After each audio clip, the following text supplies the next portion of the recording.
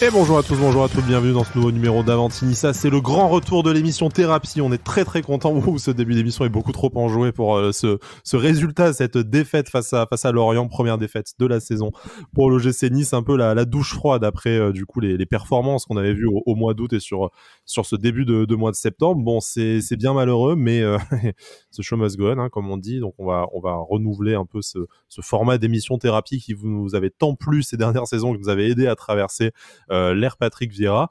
Pour parler, malheureusement, sacrifions-nous de ce match. Il y a Brice. Salut Brice, comment ça va? Bah écoute, ça va, tranquillement. Enfin, ça va. Il faudra qu'on parle à Amine Guri parce qu'il me fait perdre encore un match MPG. Voilà. Oui, honteux, comme dirait notre ami Badagouz dans le tweetgate de dimanche dernier face à Monaco et ce penalty raté. J'ai Romain aussi avec moi et avec nous. Salut Romain, comment ça va? Et bonjour, ça va. Ouais, ça faisait depuis longtemps qu'on n'avait pas connu un lendemain de défaite. C'est vrai, ouais. Ça faisait un petit moment, on s'y attendait pas en plus sur ce match. Romain, ça nous fait vraiment plaisir que tu sois là parce qu'on sait que tu es un homme très demandé. Parce que tu es même sur France Bleu Azur régulièrement maintenant. Bon, ça c'est la petite blague pour vous annoncer, pour ceux qui ne nous suivent pas sur les réseaux sociaux, qu'on a le plaisir d'avoir notre siège réservé. C'est extrêmement présomptueux dit comme ça, mais d'être invité tous les mardis dans la quotidienne sur l'OGC Nice, sur les ondes de France Bleu Azur, entre 18h et 18h30, un membre de Avantinissa, du coup, n'est-ce pas Romain, de Avantinissa, oui, et pas de Nissa, Avanti, sera présent toutes les semaines avec les journalistes de France Bleu Azur. Ça nous fait vraiment très plaisir d'avoir ce genre de confiance d'un média professionnel, puis très plaisir de parler de toute façon de l'OGC Nice, que ce soit dans cette émission, dans Avantinissa, dans n'importe quel autre programme dans lequel on peut être invité, par exemple 100% Aiglon le lundi également sur France Bleu Azur. Ça, c'était la petite minute réclame et autosatisfaction. Donc bon, on va dire que c'est peut-être la seule satisfaction. Je vais créer un jingle pour ça. Voilà, c'est peut-être la seule satisfaction de la semaine, puisqu'on va revenir sur ce match. Pas trop d'actu et de revue de presse à vous partager. Donc rentrons directement dans le vif du sujet.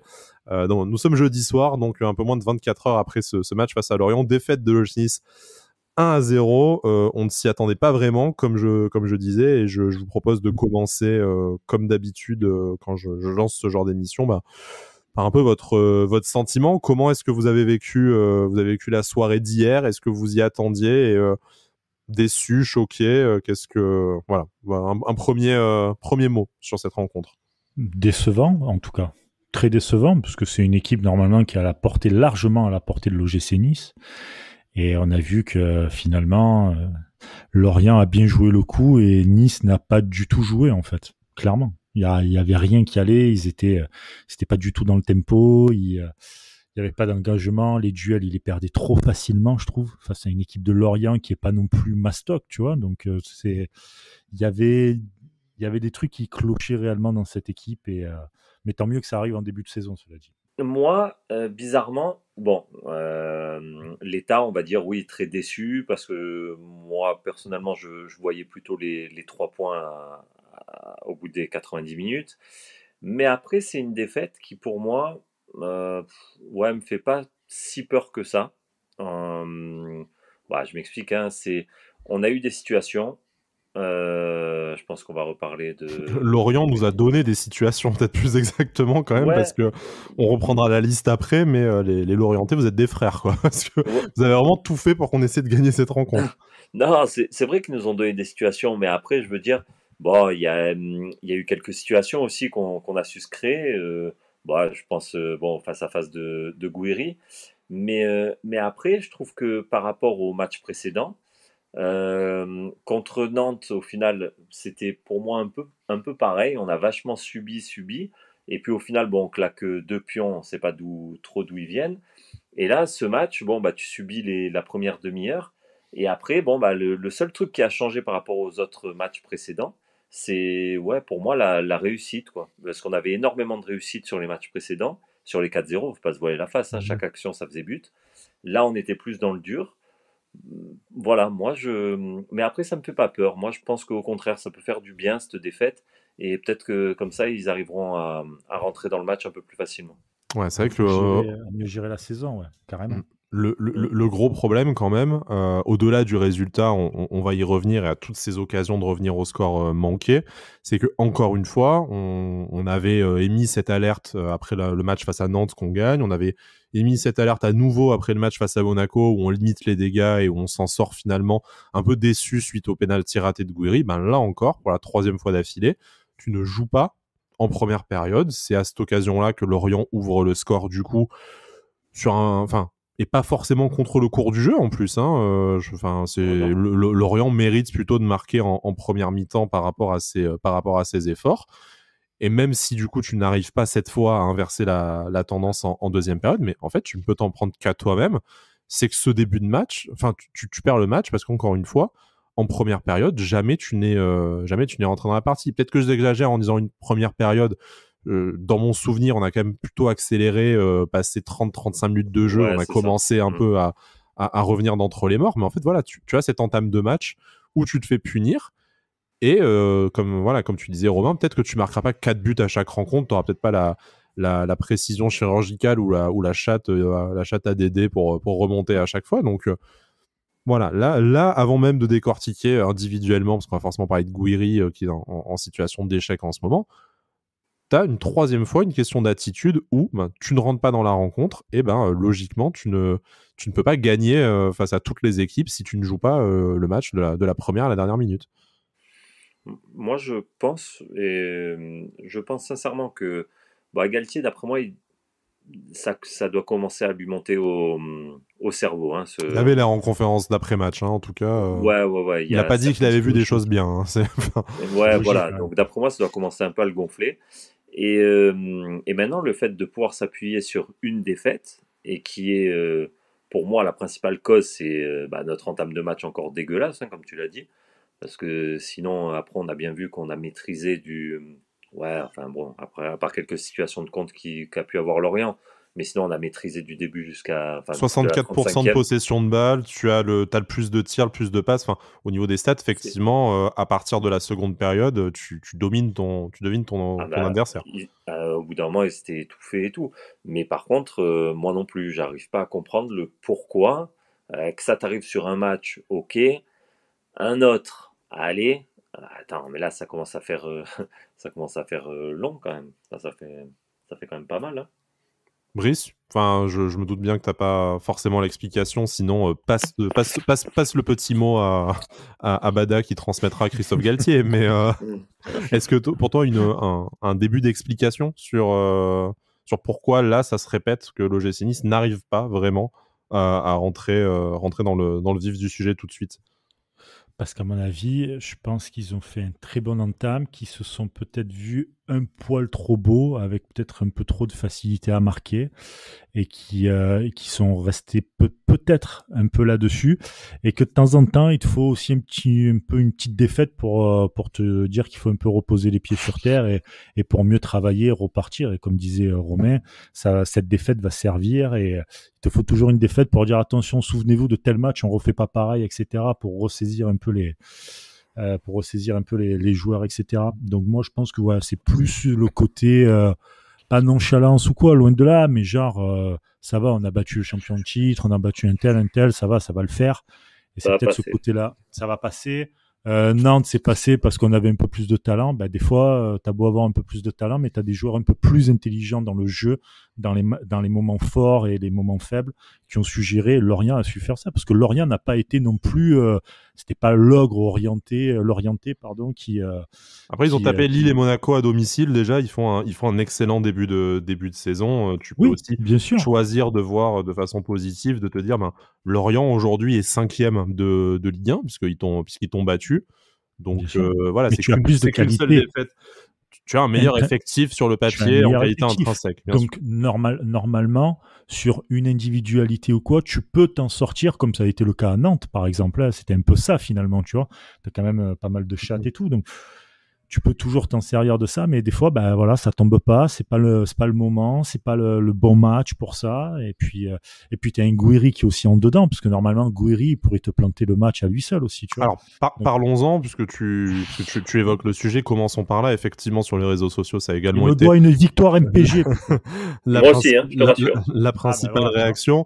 Bon, Amine Gouiri qui rembourse Amine. Qui rate, rend l'argent, qui rate encore une nouvelle fois un penalty après son échec face à Monaco, encore un penalty non cadré et l'exercice largement raté en plus. Du coup, là pour le coup, en passant vraiment au-dessus de la transversale, on sentait bien une attitude, une posture sur le tir qui était défaillante et qui mène logiquement à cet échec. Et juste avant, il y avait eu aussi ce face-à-face où il avait été lancé en profondeur par une merveille de passe de Calvin Stengs où il tire lamentablement à côté, on sait pas très bien comment. Donc on a un attaquant, on sait ce qu'on doit à Amine Gouiri sur la dernière saison et même sur ce début de saison qui a été dans une forme olympique, du coup qui a porté vraiment l'OGC Nice depuis son arrivée en début de saison dernière.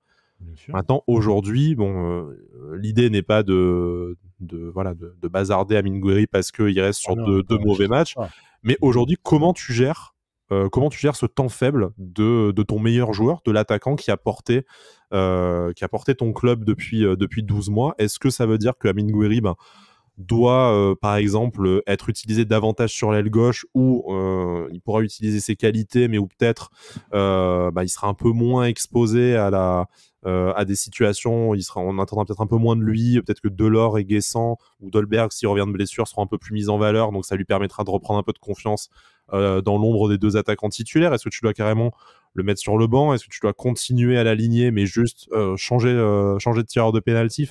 Pour vous, dans la gestion, que ce soit humaine ou sportive, comment vous gérez ce premier coup de mou dans la carrière d'Amine Gouiri à l'OGC Nice? Alors, si je peux commencer, moi déjà, moi après c'est un ressenti que j'ai depuis quelques matchs. Il faut qu'il redescende aussi un petit peu quand même. Il a fait une très belle première saison. Mentalement, tu veux dire, pas sur le terrain, j'imagine. Non, mentalement, ouais. Faut qu'il. Je vais pas dire qu'il a pris le melon, loin de là. Ça doit pas être le cas. Mais par contre, au bout d'un moment, il va falloir qu'il prenne conscience que, il a fait une très belle première saison. Il a fait un très bon début de championnat. On a parlé de lui vite fait pour l'équipe de France, etc. Mais moi, quand je vois son attitude avant de tirer le penalty hier. Pour moi, il le loupait. Voilà, c'était sûr. Je sais pas, il avait une forme de, pour moi, il était hautain. Enfin, il avait je sais pas comment dire. Physiquement, en tout cas, il rejetait une forme de, de suffisance, comme si pour lui, il allait déjà le marquer, etc. Est-ce que c'est pas aussi l'excès de confiance et d'ego un peu bien placé que doivent avoir les buteurs? Ouais, mais sauf que là, il est mal placé pour moi. Là, pour moi, c'est encore un jeune joueur et je pense que Galtier, quand il parle de défaillance offensive, je vais pas dire qu'il tire à boulet rouge sur Gouiri. Il rate deux grosses occasions quand même, donc il est forcément au minimum concerné. Voilà, et je pense que Galtier, là où il est fort, c'est que il va quand même un peu lui rentrer dedans et le remettre un peu sur le droit chemin en disant que aujourd'hui, certes, il fait des choses qui sont fantastiques et moi le premier, c'est un joueur que j'adore et j'ai pas envie qu'il quitte le 11 par exemple au prochain match. Mais par contre, au bout d'un moment, faut lui parler un peu comme un enfant parce qu'au final, il est très très jeune et lui redonner un peu certaines bases et certaines valeurs. Et je pense que là, il s'est vu un peu trop beau. Et je pense qu'à lui aussi, ça va lui faire du bien un peu ces deux pénaltys loupés, même son 2 sur Nice matin. Je pense que ça va lui faire du bien. Donc pour toi, maintien de Gouiri en pointe ce week-end face à Saint-Etienne? Bon, après, tout dépend. Si à Dolberg, après, je le vois. Même sur le côté gauche, ses prises de balles et tout, il est important quand même pour l'équipe. Mais par contre, une petite remise à niveau de la part de Galtier, je pense que ce serait plutôt pas mal. Mais non, je le vois pas quitter le 11 quand même. Brice? Je le vois pas quitter le 11, déjà parce que premièrement il est jeune, c'est sa 2e saison pro, faut pas l'oublier. Donc c'est tout nouveau pour lui, il sort d'une saison masterclass pour lui et pour son niveau. Et je pense que c'est jamais bien de punir, tu vas sur le banc, c'est pas comme ça que t'apprends, tu vois. T'apprends en faisant encore des conneries, et quand tu fais les conneries, à analyser. Et si t'en fais pas, finalement, t'analyses jamais rien. Tu vois, t'es sur le banc, tu vas rentrer pour 10, 15 minutes, on va dire. Tu peux pas analyser, tu peux pas évoluer. Donc, il faut qu'il reste dans le 11. Il est quand même précieux, comme disait Romain. Il est quand même précieux sur son côté et tout. Et je pense que, ouais, Galtier va très certainement lui parler parce que, encore une fois, je reviens sur cette interview de Papin qui est vraiment complète et qui disait que il y a rien de pire pour un attaquant de ne pas marquer. Il faut toujours le soutien, il faut toujours l'aider et puis même lui-même en tant que buteur, il a un ego, il a besoin de marquer. Donc si tu fais ça, si tu le mets sur le banc, si tu le sors, etc., tu le tues en fait. Tu le tues clairement. Tu as beaucoup d'entraîneurs qui ont fait ça, qui ont mis des attaquants sur le banc et ils ont mis je sais pas combien de temps pour revenir. Faut le laisser dans le jus encore, faut qu'il analyse, faut qu'il fasse encore des erreurs et il deviendra encore plus fort. C'est comme ça que tu deviens plus fort. Et j'espère c'est juste une mauvaise passe. Et comme je disais en début d'émission, vaut mieux que ça soit maintenant plutôt qu'en fin de saison quand tu dois te battre pour une Coupe d'Europe et tout. Là, tu as encore des équipes qui sont pas encore dedans. Toi, tu as quand même pris des points et tout. Donc, voilà, il y a jusqu'à mi-octobre, ça va être encore un peu mou comme ça, et c'est à partir de mi-octobre que ça va vraiment démarrer pour moi, je pense, le championnat. Et c'est à partir de là qu'il faudra vraiment avoir une grande rigueur là-dessus. Mais après je ne prône pas la mise sur le banc d'Amin Gouiri, je te dis juste qu'on a la chance, mais... notamment si Kasper Dolberg revient de blessure. Non, laisse-moi finir. Revient de blessure pour le match ce week-end face à Saint-Etienne. Je veux dire, tu peux aussi te dire, bon, il y a 3 joueurs pour 2 postes devant. Tu peux très bien dire que plutôt que de faire rentrer Delors en cours de match, pourquoi ne pas faire rentrer Gouiri, parce que Delors est sur une forme plus fiable sur ses dernières rencontres que Gouiri. Je te dis même pas que c'est mon avis, je dis, ça peut être un raisonnement de te dire, ils sont 3 tournés pour 2 postes, il n'y a pas de raison que ce soit pas Gouiri qui rentre pour la dernière demi-heure plutôt que Delors. Tu vois, loin d'une punition, au lieu de lui dire, bon, maintenant tu joues pas et je mets Guessant et Dacunia devant toi pendant 90 minutes pour bien te faire comprendre que t'es nul. Ça, je suis d'accord, c'est contre-productif. Mais après, tout simplement te dire, il y a une concurrence, t'as 2 joueurs qui sont peut-être dans une forme individuelle un peu plus importante en ce moment. Est-ce que ça peut être une option de le faire sortir du 11 et de le faire rentrer naturellement en fin de match, vu que tu as un effectif avec une forte rotation possible, que t'as des talents à foison et que tu as 5 changements possibles. Voilà. C'est juste le sens de la question. De toute façon, c'est Christophe Galtier et Bada qui prendront la décision en toute connaissance de cause ce week-end. Donc on verra bien. Mais voilà, moi je pense que si tu le fais rentrer dans la dernière demi-heure, peut-être que tu piques un peu son ego sans qu'il vive ça comme une punition. Il claque son doublé dans la dernière demi-heure et c'est reparti. Encore faut-il après compter sur tous les joueurs au maximum de leur forme. Et ça, c'est un peu compliqué parce que moi, il y avait une autre... puisqu'on est sur l'attaque, il y a un peu un autre sujet que j'aimerais aborder avec vous. J'ai quand même l'impression que médicalement à l'OGC Nice cette saison, ça ne s'est pas franchement amélioré par rapport aux saisons dernières.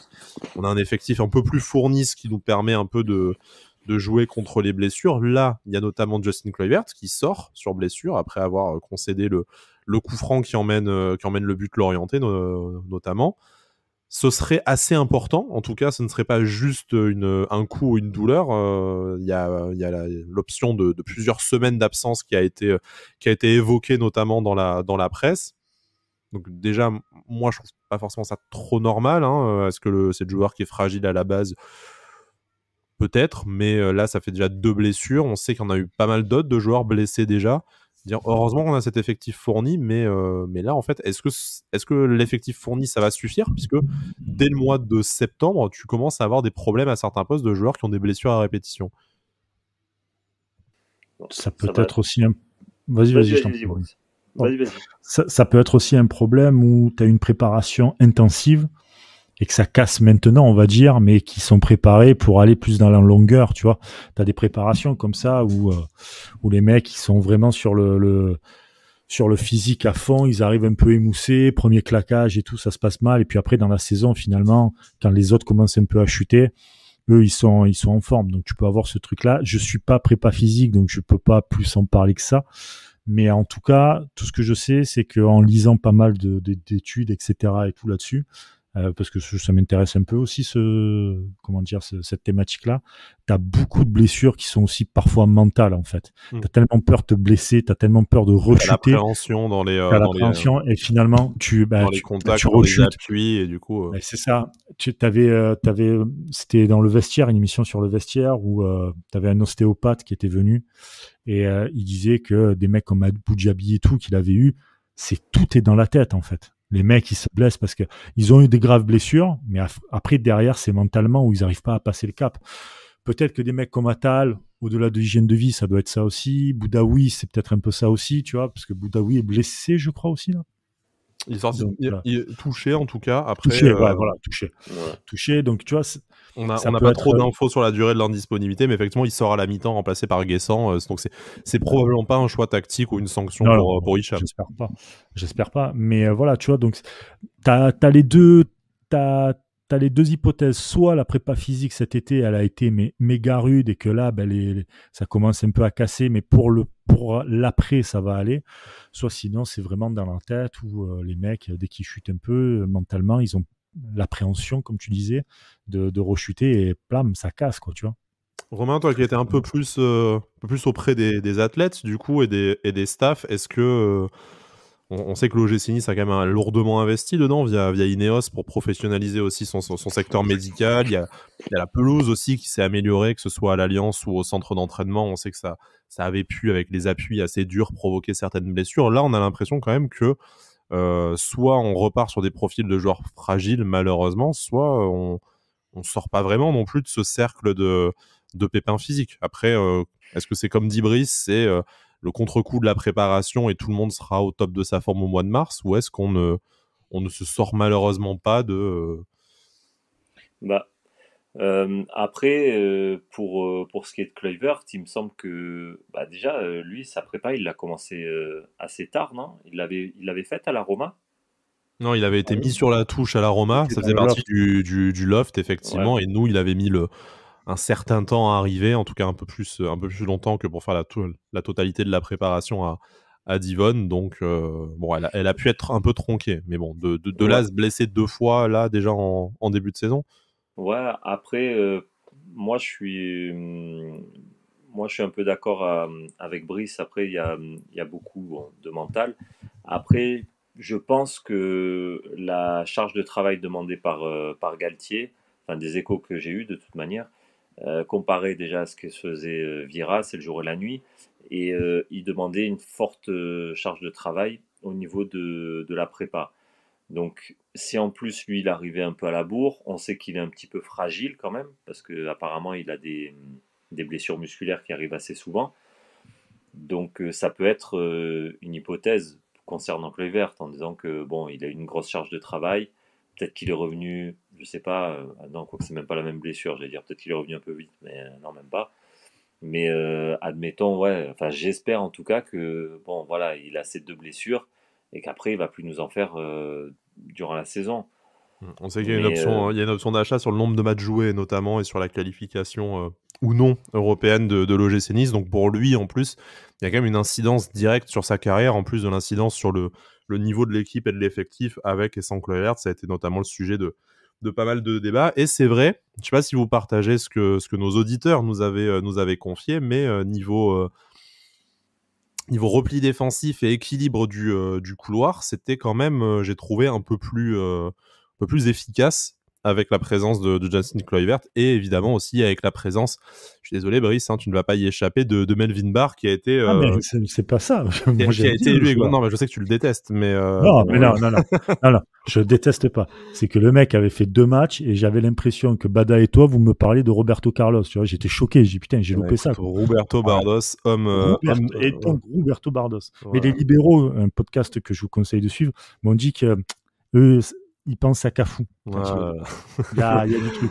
Voilà, encore un match accompli. On pensait peut-être que ça allait être l'opportunité pour Hassan Kamara de réapparaître dans le 11 à la faveur de cette semaine à 3 matchs. Au final, on sent que Galtier, est-ce que ça serait pas une indication pour la suite de la saison qui préfère s'appuyer au maximum sur le même 11 et limiter vraiment la rotation aux impératifs de blessures ou de suspension, comme l'entrée de Khéphren Thuram par exemple dans le 11 suite à l'absence de Mario Lemina.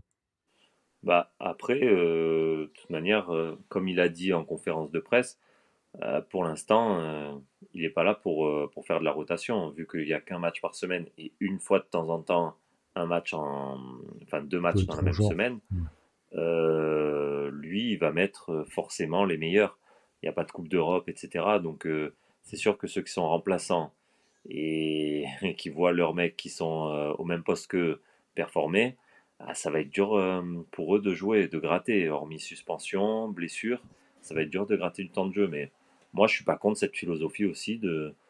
Après, c'est pas parce que c'est son chouchou. On le voit tous, comme Camara doit le voir, qu'aujourd'hui, Barre, c'est. C'est meilleur que lui, tout simplement. C'est meilleur que lui. Il met la barre très haute. Pas mal. Je t'en prie. Bon, puisqu'on parle de barre très haute, je vous propose qu'on passe un peu à l'analyse du match et des occasions de l'OGC. Il y en a une de barre très haute. Il y a eu effectivement celle du penalty de Gouiri. Il y a aussi eu la barre transversale sur le petit piqué de Andy Delors. Est-ce que Brice, je me tourne vers toi spontanément, tu penses qu'avec Kasper Dolberg dans le 11, on aurait gagné ce match 3-1? Alors, c'est où qu'on coupe cette merde? Alors, attends. Non, la vraie question, c'est du coup, donc il y a eu cet événement-là, il y a eu le carton rouge aussi assez tôt dans le match au final, parce qu'il y a quand même une demi-heure à jouer.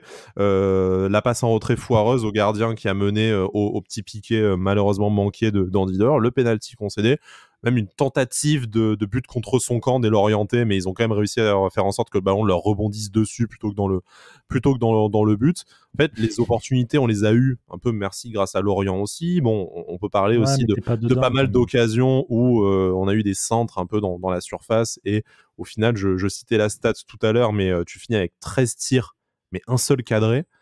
C'est-à-dire, comme le disait Christophe Galtier, il y a eu vraiment un déficit offensif, alors que c'était les mêmes joueurs sur lesquels on s'extasiait les semaines précédentes. Est-ce que c'est le retour de karma d'un soir, comme disait Romain, qu'on ne peut pas gagner 4-0 et avoir 100% d'efficacité à chaque fois, marquer 4 buts avec deux tirs cadrés?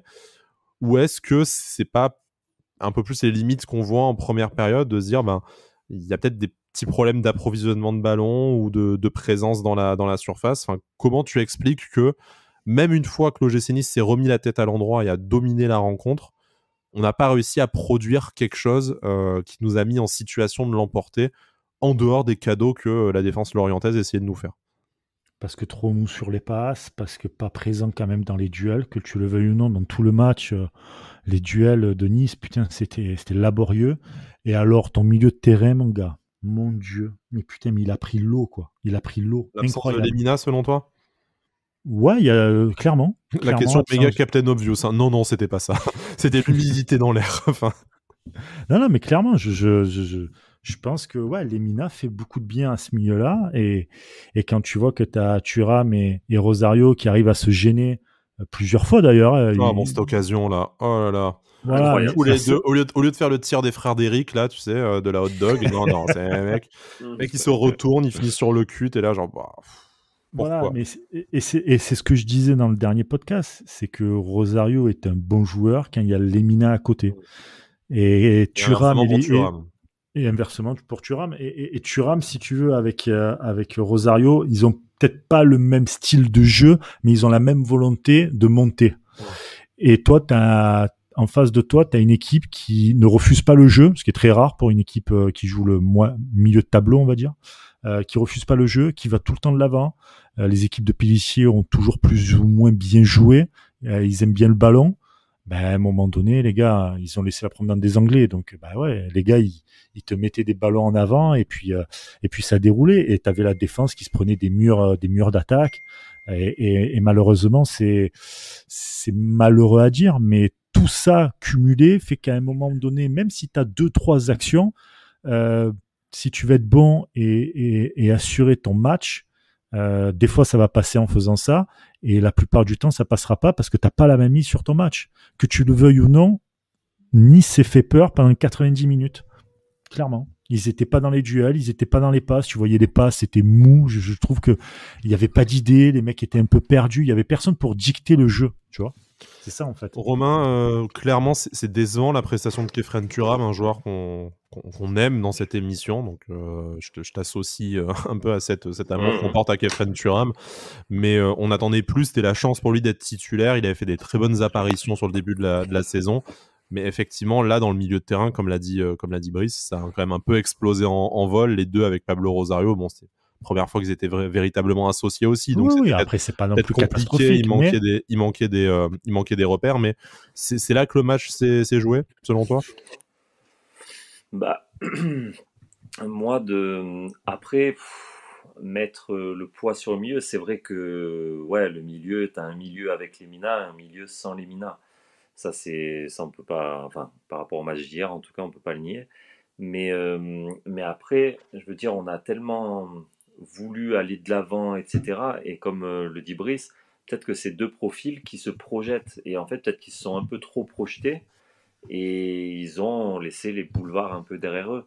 Mais après, ouais, clairement, là, on voit que Rosario et Thuram, ouais, t'as pas ce mec qui reste un peu en retrait pour faire l'essuie-glace, quoi. Je vais faire plaisir à Brice. Est-ce que ce mec, peut-être Morgan Schneiderlin, qu'on a vu revenir en fin de rencontre, et je vais tout de suite mettre dans l'ambiance. Franchement, je pense que j'aurais pu faire la même rentrée, et croyez bien que je n'ai aucune estime pour mon talent footballistique. Hein. Vraiment, c'est pas l'occasion de me vanter. C'est vraiment son entrée. J'ai l'impression qu'elle a été, mais c'est même pas dégueulasse. C'est le gars était là, cool. Il a fait 2-3 passes longues mal dosées que j'aurais probablement pu faire aussi. Et puis, voilà. Tu vois comme t'es, tu vois. Ça, c'est jalousie, ça. Allez. Jalouse bien son salaire et son maillot de l'OGC Nice. Ça, il y a aucun problème. Il faut le demander à Bada. Hein, oui, il faut demander, mais il partage pas.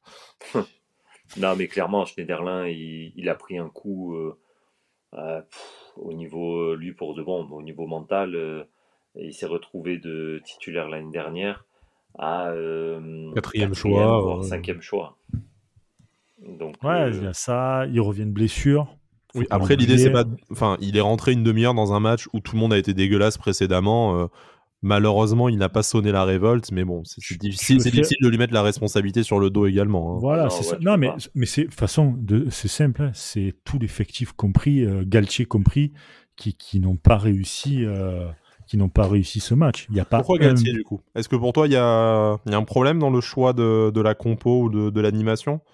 Ou c'est juste qu'il n'a pas su motiver en fait ses troupes pour attaquer le match à la première minute? Non, c'est que c'est même pas ça forcément, c'est qu'il fait partie aussi de l'effectif et à tout le monde n'a pas fait le match qu'il fallait. Il y a rien de catastrophique. T'apprends toujours. Et puis voilà, mais c'est pas. Ces choix sont plutôt. Moi, je trouve que les choix sont cohérents. Il n'y a pas de problème là-dessus.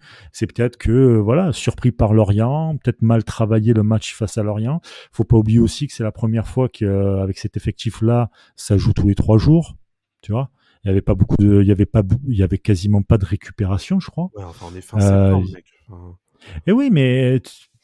Je suis d'accord, mais ça peut être ça peut être des tas de choses. On peut pas savoir, tu vois. On peut là comme ça tout de suite, on peut pas savoir. Mais en tout cas, je pense que oui, il fait partie des fautifs. Il y a rien de grave, il y a pas de crise, il y a rien, tu vois. Au contraire, il faut qu'il y ait des défaites pour remettre un peu tout le monde à plat, apprendre, avoir un match de référence en disant ça, c'est fini, on le fait plus comme ça et tout. C'est bien, c'est important même, j'ai envie de dire. Mais il fait partie de l'effectif, c'est lui qui a mis les joueurs en place, c'est lui qui était au bord du terrain aussi pour donner les consignes. Il fait partie de la défaite comme les joueurs, comme les 11 titulaires, enfin les 11 sur le terrain, quoi. Il n'y a pas de crise, tu dis effectivement, hein, l'OGC Nice est solidement accroché à sa 7e place au classement avec un match en moins, on va pas en reparler, donc virtuellement, virtuellement 3e avec selon le résultat de ce match en moins, donc effectivement pas de pas de crise, une première défaite au bout de 6 journées, ce n'est pas non plus inédit dans l'histoire de l'OGC Nice, c'est même, je pense, plutôt dans la moyenne positive. Par contre, comparé aux ambitions de l'OGC Nice cette saison et surtout au déroulé, au scénario des derniers matchs, avec, comme on le disait, cette première période compliquée à mettre en place qui se répète, est-ce que pour vous, une défaite à Saint-Etienne samedi, ça serait annonciateur d'un... Alors, je ne sais pas si le mot crise vous semble fort, mais d'une remise en question ou d'une situation de malaise. Non. C'est pour ça que j'essaie de choisir un mot un peu plus mesuré. C'est si jamais tu perds 2-0 à Saint-Etienne. Déjà, honte à toi, parce que putain, Saint-Etienne, les gars, franchement. Voilà, à Saint-Etienne qui est dernier ex-aequo, hein, on le rappelle. Hein, voilà. Si jamais tu perds à Saint-Etienne, est-ce que tu ne vas pas commencer à te poser des questions? Est-ce que pour vous, dans la tête, ça n'a pas commencé à... Voilà. Peut-être que je dis une bêtise et que je fais du sensationnel. Hein. Moi, mon but, je vous rappelle, c'est quand même que cette émission fasse le plus d'audience possible pour... Voilà. Mais du coup, pour vous, non, si on perd face à Saint-Etienne...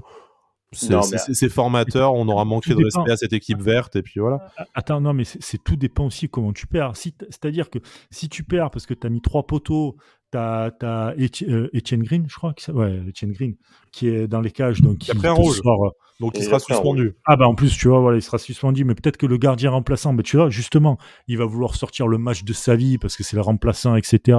Que tu as devant toi, tu as un mec, c'est un mur, mais que toi, tu as tout donné, le match, tu avais la même mise dessus, mais que ça rentre pas et que tu perds sur une action... tu diras on est noir, mais que on est noir, mais il y a la roue va tourner, comme dirait Francky. Exactement. Et que tu as ta philosophie de jeu et que c'est pas mal. Et donc, il y a 2 façons de perdre. Enfin, je t'apprends rien, tu vois, mais il y a 2 façons de perdre. Si tu perds le match parce que tu n'as rien foutu. Si tu perds comme face à Lorient, ça commence un peu à devenir pas crise, mais inquiétant. Crise, le mot est trop fort. Le mois de la crise, c'est le mois de novembre, de toute façon, pour toutes les équipes et traditionnellement. C'est encore un peu tôt, mais... Sauf quand tu t'appelles Saint-Etienne, ça fait 3 ans que c'est la crise. Il est long le mois de novembre à Saint-Etienne. Ouais, en même temps, le mois de novembre dure 11 mois et puis il y a août, je pense, à Saint-Etienne. Mais non, c'est mauvais. C'est sûrement une très belle ville. Voilà. On embrasse nos expats dans la Loire, d'ailleurs. On sait qu'il y en a quelques-uns. Désolé, les gars. On vous enverra des... Si vous voulez, envoyez-nous un tweet sur @_Avantinissa. On peut vous envoyer des photos de soleil régulièrement. Oh, c'est terrible. Mais qu'est-ce que je voulais te dire? Oui, voilà, ça serait juste inquiétant parce que tu te poses la question, putain, mais en fait, ils ont pas analysé leur défaite, tu vois. C'est ça, en fait, que tu vas te poser comme question. Ils refont les mêmes erreurs, les mêmes trucs, ils ont pas travaillé. Alors, tu me diras, il y a que 3 jours, mais quand même, tu vois, ils ont pas travaillé, ils ont pas su analyser. C'est juste ça que tu vas te poser. Voilà, c'est tout. Voilà. Moi, j'envisage pas le... Franchement, j'envisage pas la défaite. Parce que d'une, ça ferait tâche. Franchement, 2 défaites d'affilée à Lorient, à Saint-Etienne, pour tout le respect que j'ai pour ces 2 équipes. Mais mine de rien, pour moi, ça ferait tâche dans le début de saison. Donc, moi, j'attends franchement une belle réaction. L'autre, il a beau sortir le match de sa vie, le gardien remplaçant. Au bout d'un moment, si tu as envie d'en planter un, t'en plantes un. Le tout, c'est qu'on n'ait pas de pénalty. Parce que ça, on sait qu'on n'est pas bon là-dessus. Ah, j'ai posé la question un peu en filigrane, mais on change de tireur de penalty pour le prochain? En un mot, oui ou non? Une barre, évidemment. D'accord, ouais. Très bien. Ouais. Mais non, moi je vois pas autre chose qu'une victoire. Et franchement, hein, malgré la manière et tout, non, moi je veux voir une victoire, une réaction. Et par contre, ça me ferait bien chier encore de devoir attendre 45 minutes pour voir jouer l'équipe, quoi. Voilà, là j'attends une belle réaction avec une maîtrise du match et puis basta, comme on a vu au début. Parce que bon, au bout d'un moment, il faut que ça rentre dans la tête qu'un match c'est 90 minutes, quoi. La victoire et la manière, du coup, c'est ce que nous attendons de l'OGC Nice samedi 17h à Geoffroy Guichard. Oh oui, c'est magnifique. Déplacement autorisé de 200 Niçois. Bon, on verra peut-être pas très longtemps, vu les événements qui se déroulent ici et là pour ne cibler personne. Voilà, donc on espère que le déplacement à Saint-Etienne se passera bien pour les Niçois, que ce soit en tribune mais également sur le terrain. Une victoire et la manière, comme on dit, histoire de remettre un peu la machine en route et puis de rester collé aux places européennes, même si bien sûr le championnat est encore très long. Il ne commence qu'en octobre, selon la dernière théorie de Brice, qu'on a entendu, qu'on a constaté. Non, c'est pas une théorie, c'est non, que je te taquine, hein, mais si je démarrais pas au premier tour aussi, hein, on s'amuserait moins à te taquiner. Voilà. Bon, on vous laisse, chers auditeurs, chères auditrices, on va se faire des s'attaque. Non. Il a rien dit. Oh bordel. On va se faire des mamours en off, du coup, une fois qu'on aura coupé cette émission. Merci d'avoir écouté cette émission. Vous pouvez retrouver, bien entendu, sur toutes les plateformes, Apple Podcasts, Deezer, Spotify. N'hésitez pas à nous signaler s'il y a un problème. C'est arrivé récemment. On vous remercie de nous l'avoir signalé sur notre chaîne YouTube, sur la chaîne YouTube du groupe Sports Content, également en compagnie de plein d'autres émissions très sympathiques, notamment les libéraux dont a parlé Brice tout à l'heure. Et puis on se retrouve très probablement entre lundi et mardi prochain pour le débrief du match à Saint-Etienne. D'ici là, Issa Nissa.